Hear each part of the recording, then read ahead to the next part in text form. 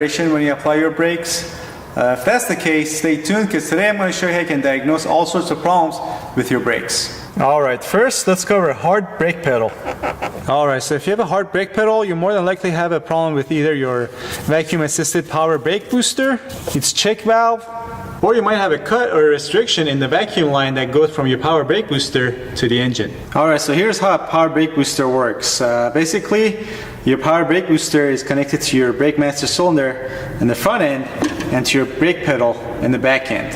So this part goes through your firewall and it's held in place by these. So on these vacuum assisted brake boosters, you're going to have a diaphragm inside here, and then since you have engine vacuum on this side of the diaphragm, as it sucks air out, you're able to press your brake pedals in a lot easier, applying a lot more pressure to this rod that comes out of your brake booster that goes into this piston for your brake master cylinder, which will press in and then push out the brake fluid, which from here goes to your brake calipers. And the check valve that's either on the brake booster itself or on the vacuum hose that goes to it is there so that air can flow in one direction only. So in other words, the check valve that's here is going to only allow you to pull vacuum, not allow air to go back in the brake booster. Alright, now a good check to see whether you have a problem with your brake booster or not is to first, with the engine off, pump your brake pedal a couple of times until it hardens up, and then hold it. And then while applying pressure, you want to turn on your engine, and with your engine on, you're going to have vacuum at your brake booster, which should allow you to press this brake pedal down further. Now if your brake pedal still remains hard, before you place the brake booster, you need to thoroughly check the brake lines that go to it. Make sure there are no cuts or they're not pinched or restricted in any way. But also check this check valve by removing it and blowing through it. And you should only be able to blow through this check valve in one direction. Alright, next, the spongy brake pedal or brake pedal that goes all the way to the floor. Alright, so if that's the case, you either have air or a leak in your brake system or a faulty brake master cylinder.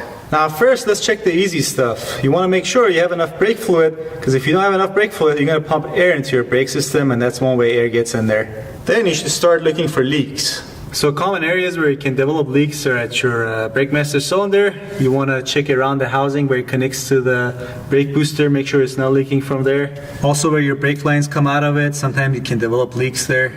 Also, you might want to remove the wheel and take a look at your calipers or brake cylinders, because sometimes the line that goes to those or the bleeder screw that's on there could develop leaks. Alright, so if you check everywhere, you can't find a leak, but your brake pedal still goes to the floor, then you more than likely have air in the system.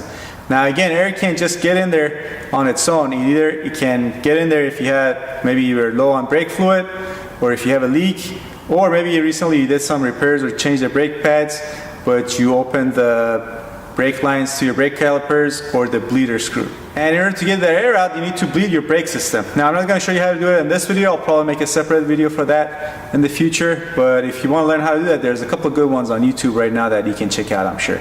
Alright, so if you do all that, but you can still get the brake pedal all the way to the floor, the only remaining culprit is going to be your brake master cylinder. What happens is the seals around this piston wear out, and once you press on your brake pedal, you can press this all the way in, because brake fluid is going to squeeze by those seals, and that way, that's how you get your brake pedal all the way to the floor. Alright, next up, shaking or vibration at your steering wheel when you apply your brakes at highway speeds. And if that's the case, you probably have warped brake rotors, or basically uneven wear on your brake rotors, which could be caused by worn out brake pads.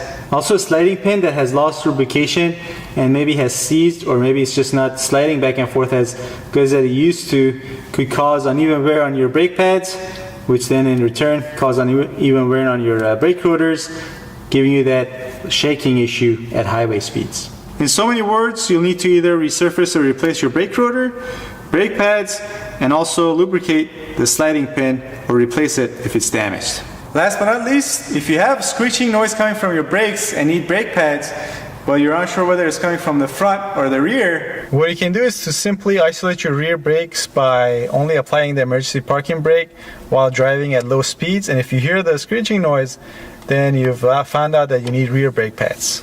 And that's all there is to it. Hope you found the info in this video useful. If you did, please give it a thumbs up. subscribe if you want to see more like it, but also consider checking out some of my other videos. I'll put a link to them on this side of the screen that you can click on, and if you have more time, check out my support page. I'll put a link to that page right below this video and in the description box.